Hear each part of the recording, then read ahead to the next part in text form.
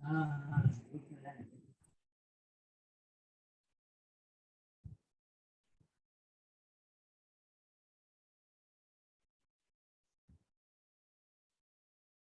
और 40 मिनट्स नहीं हुआ फिर भी डिसकंटिन्यू हो गया। ओके एक्चुअली ये मतलब और ज्यादा समय नहीं लगेगा।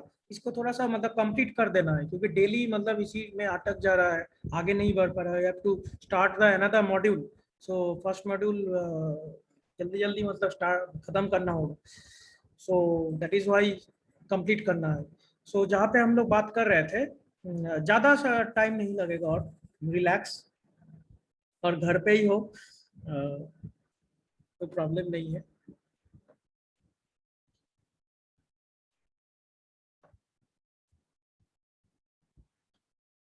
ओके ओके अटेंडेंस हो गया है।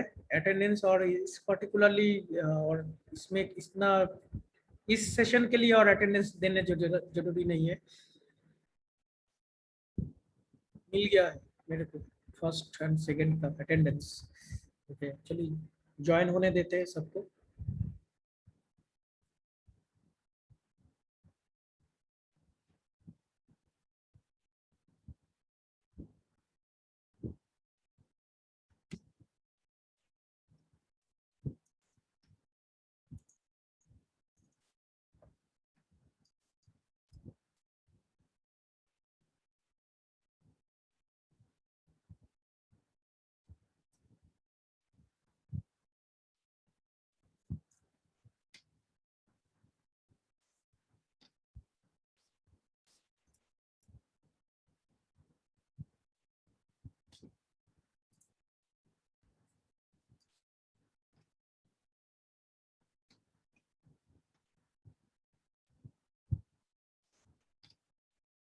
Okay so let's continue. So y equals to हम लोग क्या बोल रहे थे, यहाँ पे हम लोग एडमिटेंस लेके बातचीत करेंगे। Okay y equals to 1/ZL and for complex part G plus J B हम लोग इसको बोलेंगे। सो जो स्टाफ ऑलरेडी फिर से तो मिट गया, लेकिन फिर भी और हम ड्राइंग नहीं कर रहे हैं। तो ये जो स्टाफ पॉइंट था, दैट मीन्स ये अगर इसको हम डॉटेड एक लाइन बोलेंगे, ट्रांसमिशन लाइन, ये मेरा ट्रांसमिशन लाइन था। ये particular A and A dash से हम लोग का एक स्टाफ निकाला, हम लोग निकाले थे। तो इस पर्टिकुलर पॉइंट में जो मेरा फॉरवर्ड वेव था ये भी ट्रेवल कर रहा था, वो भी दो हिस्से में बिट कट गया था।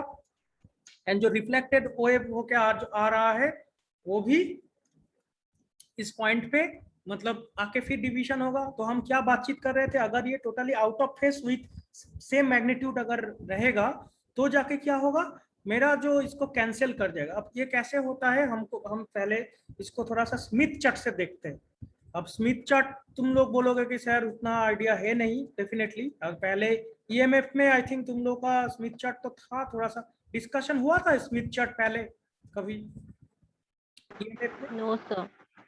तो सो ये स्मिथ चार्ट अलग करके फिर थोड़ा सा देखना पड़ेगा एक दिन, क्योंकि स्मिथ चार्ट स्टडी कैसे किया जाता है तो उसका तो अलग एक मतलब क्लास लग जाएगा।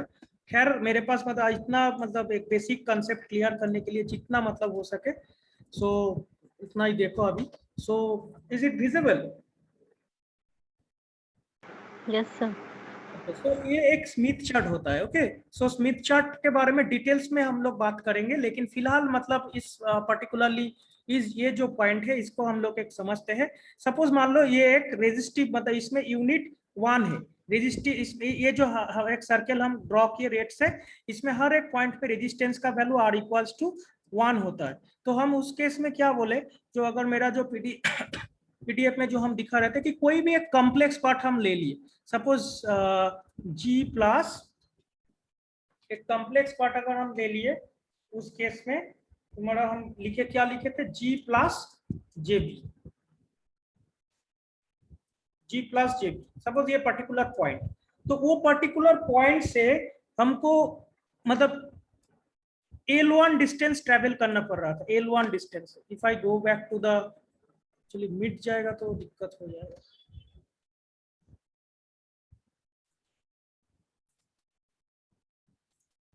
देखो ये सर्कल इग्नोर करो, तो ये जो L1 डिस्टेंस था ना, दैट मीन्स हम लोग को शॉर्ट सर्किट होने के लिए कितना ट्रेवल करना पड़ रहा था, वो स्टाफ को मतलब ये स्टाफ का जो मतलब लास्ट एंड है वो शॉर्ट सर्किटेड है। तो उस वहां से जाके मतलब ये सिग्नल फिर मेरे पास आ रहा है। दैट मीन्स ये जो मेरा इंसिडेंट वेव था, इंसिडेंट वेव जाने के लिए L1 डिस्टेंस ट्रेवल करना पड़ रहा था। किस L1 डिस्टेंस को? स्टाफ का, ठीक है। दैट मीन्स ये जो रिफ्लेक्ट बैक होके जो आ रहा है ना, ये डिस्टेंस है L2, ये डिस्टेंस है L2। लेकिन ये मेरे हाथ में नहीं है वो सिग्नल का अकेले। लेकिन ये जो L1 है, ये तो हम लोग बड़ा छोटा कर सकते हैं। ये स्टाफ का जो इस उस लेंथ पे, मान लो तुम एक ट्रांसमिशन लाइन पे ड्रिल करके एक मेटालिक प्लेट को इंसर्ट कर रहे हो, तो उस मेटालिक प्लेट को इंसर्ट करना मतलब कि वो मेटालिक प्लेट कितना दूर तक जाएगा, कितना लंबा होगा वो मेटालिक प्लेट, ये तो हम लोग के हाथ पे। समझ में आ रहा है? तो वो मेटालिक प्लेट का जो लेंथ रहेगा, it is in our hand. So ये जो L1 है, L1 हम लोग डिसाइड करेंगे कि कितना दूर तक मतलब हम लोग उसको लेके जाएंगे। तो अगर हम उस स्लाइड को देखेंगे, स्मिथ चार्ट को देखेंगे,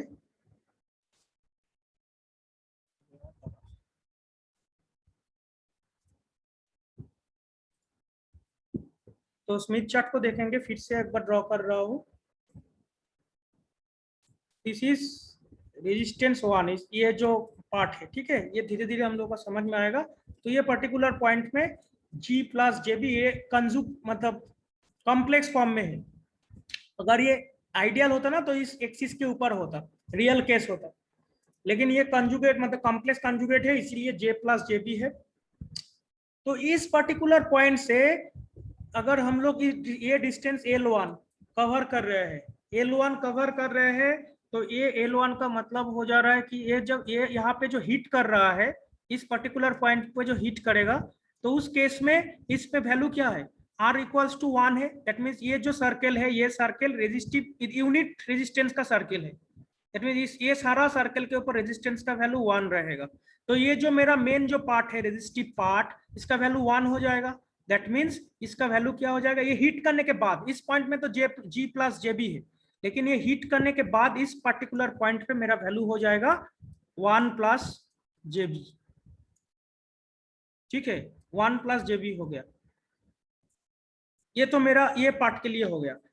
अभी हम एक शॉर्ट सर्किट कंडीशन करेंगे। शॉर्ट सर्किट कंसीडर करने के लिए हम लोग इस पॉइंट से स्टार्ट करेंगे। इस पॉइंट से स्टार्ट करके हमको L2 तक जाना है। वो वाला डायग्राम अगर देखोगे, दैट मीन्स वो ZL से रिफ्लेक्ट बैक होके फिर वो A एंड A' पॉइंट के साथ पास आ रहा है। ओके, सो ये डिस्टेंस है L2। L2 हम लोग जानते हैं, ये जो नीचे वाला साइड होता है वो माइनस होता है। तो L2 डिस्टेंस हम लोग ऐसा आएंगे कि हम लोग का माइनस JB मिले। ठीक है, तो उस स्लाइड पे अगर हम लोग जाएंगे फिर से,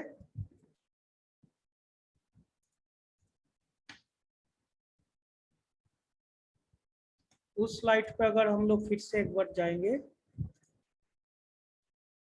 तो देखो इसमें ये जो पर्टिकुलर पॉइंट पे हम बात कर रहे थे A एंड A', जहां पे स्टाफ कनेक्ट हुआ है, जहां पे स्टाफ कनेक्ट हुआ है, उस पर्टिकुलर पॉइंट पे ये फिर से ये इंसिडेंट के केस में क्या क्या फिर हम लोग किए, जब शॉर्ट किए तो 1 प्लस JB हम लोग को मिला।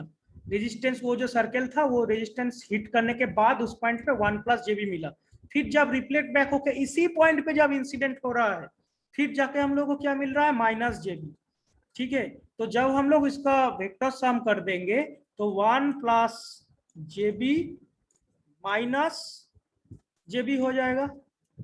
तो ये जो दोनों दोनों है, ये JB कैंसिल आउट हो जाएगा और हम लोग को मिल जाएगा y equals to, that mean उस केस में हम लोग y इक्विवेलेंट बोलेंगे। y दैट मीन्स एडमिटेंस हम लोग फाइंड आउट कर रहे हैं। ठीक है, एडमिटेंस इक्वल्स टू 1, ये JB ये भी y है। y equals to 1 plus JB minus JB हो गया, तो JB कैंसिल आउट हो गया। तो उस केस में y इक्वल्स टू हो गया 1। इसको हम लोग बोलेंगे नॉर्मलाइज्ड एडमिटेंस। नॉर्मलाइज्ड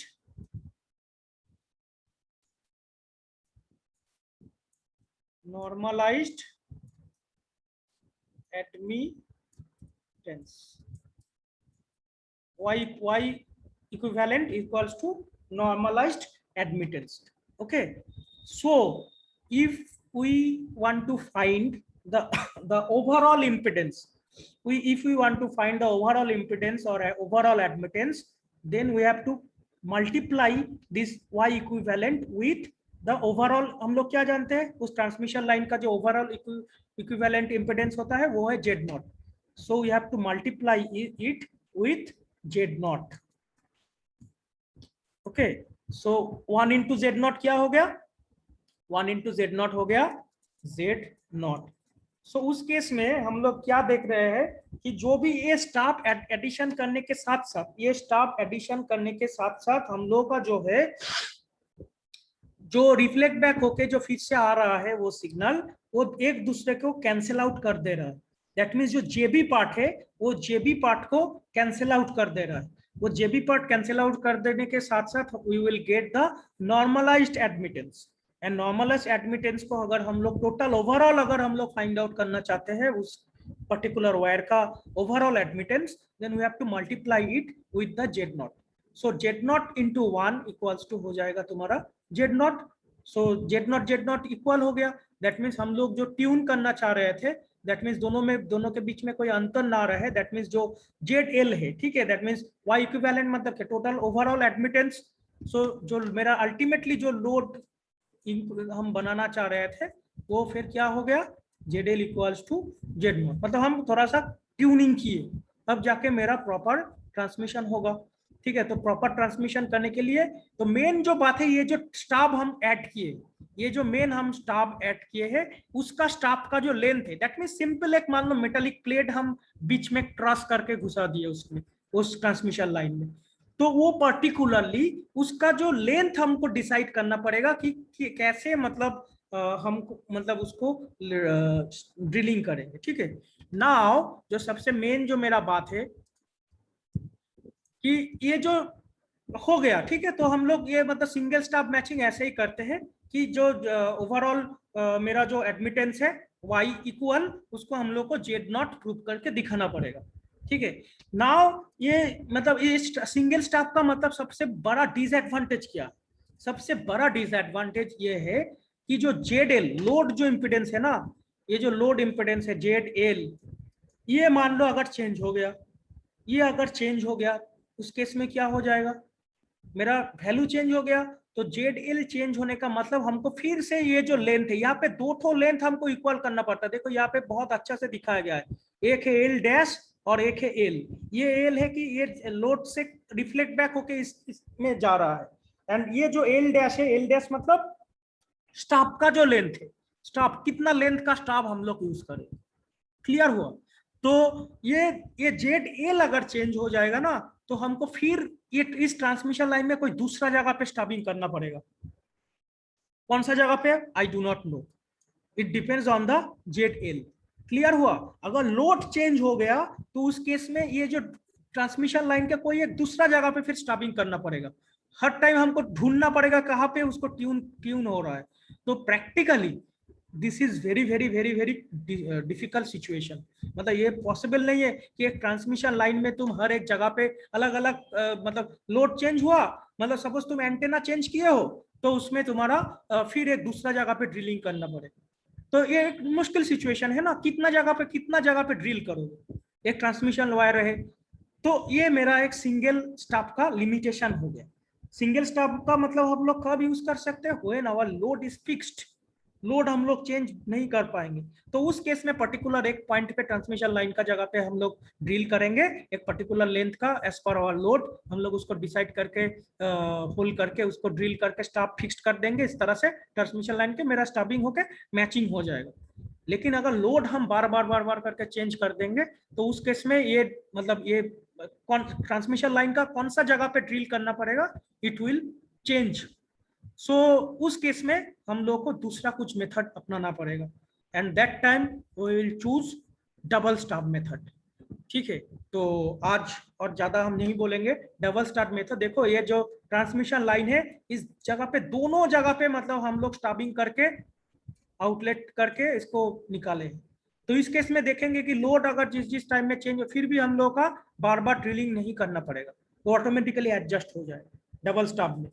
ठीक है, नीचे देखो लिखा हुआ है the single stub matching and double stub matching as shown in the above figure are done in the transmission line to achieve the impedance matching.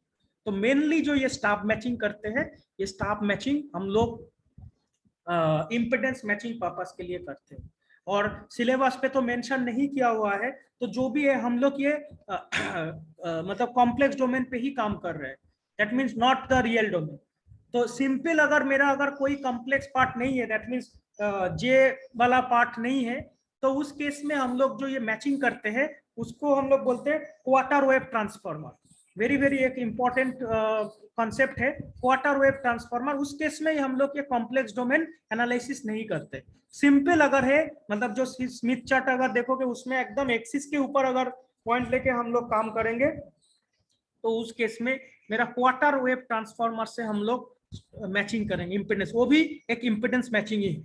तो सिंपल मतलब ये तुम लोग का एक इंफॉर्मेशन के लिए हेल्पफुल होगा कि क्वार्टर वेव ट्रांसफार्मर क्या है। क्वार्टर वेव ट्रांसफार्मर हम लोग उसी टाइम में यूज करते हैं जब मेरा real part only we consider करते हैं। ठीक है, लेकिन जब हम कॉम्प्लेक्स कंजुगेट टर्म में अगर बात करेंगे, दैट मीन जो होता है ना आर प्लस जे ओमेगा, तो ये जे ओमेगा पार्ट जब आता है तो उस टाइम में ये सिंगल स्टॉप डबल स्टॉप ये सारा फेनोमेना। लेकिन ओनली अगर जब रियल पार्ट है, only resistive part or resistance, और ज्यादा कुछ कॉम्प्लेक्स पार्ट है नहीं यहाँ पे, तो उस केस में हम लोग क्वार्टर वेव ट्रांसफार्मर यूज करते हैं। खैर सिलेबस में तो क्वार्टर वेव ट्रांसफार्मर मेंशन नहीं है, लेकिन तुम लोग देख सकते हो कोई भी बुक्स में या फिर यूट्यूब में सर्च करोगे क्वार्टर वेव ट्रांसफार्मर तो तुम लोग को मिल जाएगा। तो फिलहाल आज इतना ही रखते हैं, और तुम लोग का मतलब इसका जो मटेरियल है, ठीक है, आई नो कि थोड़ा सा हो सकता है कि टफ लग सकता है, क्योंकि इसमें बहुत ज्यादा मतलब सिग्नल का बेसिक्स मतलब इलेक्ट्रोमैग्नेटिक पैटर्न्स मतलब हम लोग को जानना पड़ता है, या शुरू शुरू में एक बार में हो सकता है अंडरस्टैंडिंग ना भी हो क्लियरली, लेकिन तुम लोग पूछ सकते हो, डेफिनेटली मेरे को पूछोगे अगर क्लियर नहीं होगा। सो फिलहाल मतलब हम जैसा मतलब यूट्यूब में बहुत सारा लेक्चर्स है इसके ऊपर में, सिंगल स्टॉप डबल स्टॉप, लेकिन तुम लोग का कन्वीनियंट मतलब आसानी से समझ में आए, तो इस तरह का मतलब कुछ मटेरियल्स हम तुम लोग को गूगल क्लासरूम में आज अभी हम जस्ट ये क्लास खत्म करने के बाद पोस्ट कर देंगे। तो उसमें से जाके एक फ्री टाइम में तुम लोग चेक कर लेना, और डेफिनेटली हम जो बोल रहे हैं कि नोट करोगे, ठीक है, कॉपी में नोट बनाओगे। सिर्फ ये मूवी या फिर कोई ड्रामा नहीं है कि सिर्फ देखने से सब हो जाएगा, कॉपी में लिखना पड़ेगा, उसको अंडरस्टैंड करना पड़ेगा। अगर कोई दिक्कत होगा तो फिर definitely you can ask me, जितना मेरे से हो पाएगा हम तुम लोगों का हेल्प करने का कोशिश करेंगे। ओके, सो इतना ही रहने देते हैं आज, और तुम लोग चेक कर लेना, ठीक है। और एक क्विज जो दिए है उसका आंसर मतलब करके सबमिट करोगे, उधर ही सबमिट करोगे, पेन पेपर मतलब कॉपी में लिख के दोगे।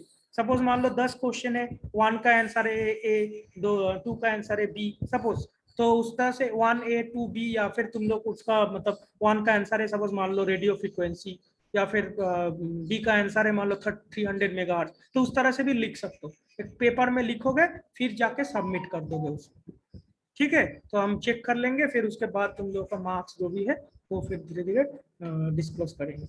और क्लासेस करना, सारा क्लासेस करना, फिर से हम बोल रहे हैं कि इम्पोर्टेंट है। ओके, चलो।